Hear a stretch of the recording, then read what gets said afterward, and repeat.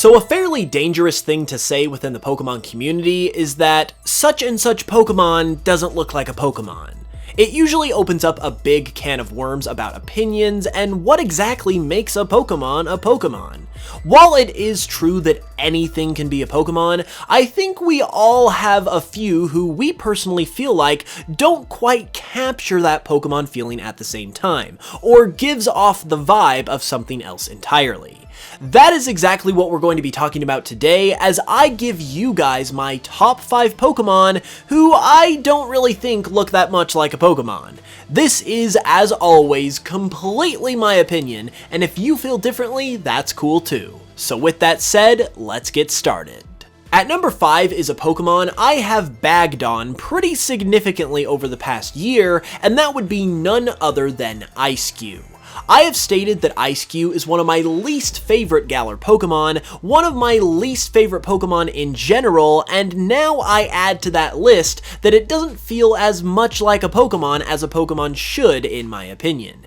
It's literally just a penguin with a block of ice on its head, which as far as I'm concerned is bad enough design-wise, but what really makes it un-Pokemon-like in my opinion are its proportions. Usually with Pokemon being based on animals and all, they will have unique body proportions, be it an oversized head, small body, etc., that make them look a little more original as a character, and a little more monster-like. A little more Pokemon-like, in fact. It's the kind of thing that has become a signature trait of Pokemon and Pokemon-looking creatures, which is why Eiscue gives me such a non-Pokemon vibe. Yes, it does have its head thing going on, but to me, its head with the ice just comes off as uncreative more than anything else, and its head without the ice just looks weird. And then when you look at its actual body, it's literally just point for point a penguin, with nothing to make it look original whatsoever. I will say I have warmed up to it slightly since I first saw it, but ultimately, if you want to make a good looking penguin Pokemon, Empoleon is the kind of thing you want to go for, whereas Eiscue just misses the mark by a lot in my eyes. Next up is another one of my infamously hated Pokemon that also doesn't look much like a Pokemon, which is the main reason why I dislike it so much, and that would be Herdier.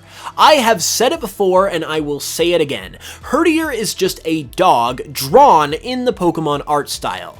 It does absolutely nothing whatsoever to make it stand out as original in any way, shape, or form.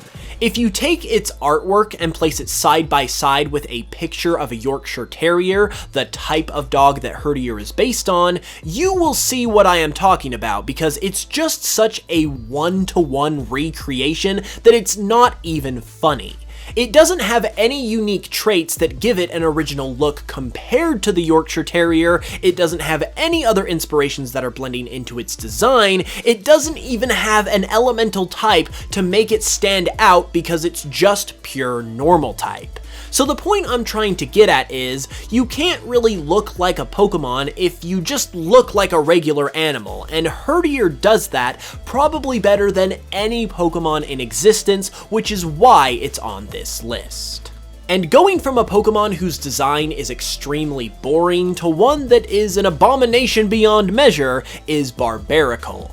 Barbaracle is another one of my least favorite Pokemon of all time, but it only gets number 3 on this list because if nothing else, it does look pretty unique. But I think the problem here is that it looks too unique, which is actually pretty ironic considering what we just discussed for the previous 2 picks. Not only is it extremely ugly as well, but it looks like a disgusting mishmash of parts that were put together from other Pokemon designs that got cut. I always like to make the comparison that it looks like Sid's creepy Frankenstein toys from Toy Story because it really does give off that exact same kind of vibe in my opinion. opinion. Ken Sugimori himself has said that one of the most important things about Pokemon is that even if they're a tough, menacing creature, they all need to look like they could be your friend, because of course you have the ability to catch them all as a trainer. With that in mind, Barbaracle does not look like it could be my friend in any way imaginable, and that might just be the best way I can describe it as far as why I don't feel like it looks much like a Pokemon. Now we enter into the runner-up position, and this is actually the Pokemon who inspired this entire video, Grimmsnarl. You know how sometimes when you see something for the first time, you have a very strong gut reaction for whatever reason? Well, that happened to me with Grimmsnarl.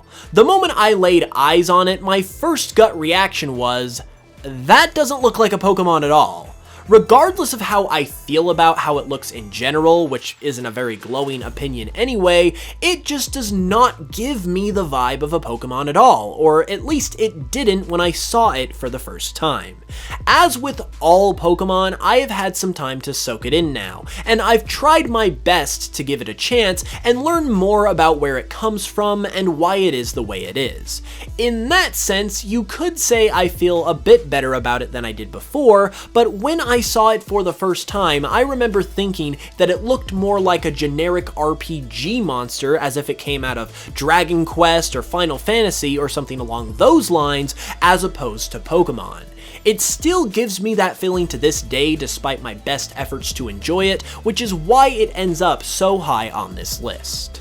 And the number one Pokemon who ranks even higher than the one who gave me the idea for this video are the forces of nature, Thundurus, Tornadus, and Landorus. The opinion I had about them 10 years ago when I saw them for the first time is still the same one I have today, which really goes to show how off these Pokemon are to me, and that is, for being Pokemon based on genies, they don't really deviate too far from the inspiration. What I mean by that is that they are far too much of a spitting image of your classic genie in a bottle kind of character to stand out as Pokemon very well, and it doesn't help that they're also very human looking, which has always been a weird kind of Pokemon to begin with. In fact, it is my personal belief that even Game Freak themselves knew their designs were bad, which is why they gave these Pokemon their Therian forms, which look significantly different. Until I hear otherwise, I am going to believe that is actually the case because it just makes too much sense and practically shows Game Freak attempting to make them look more like Pokemon than they did before. If the Therian forms had been their designs from the start, they still wouldn't be the best legendaries ever, but they would for sure be a lot better. But unfortunately, they still do not save them from being the least Pokemon-looking Pokemon, in my opinion.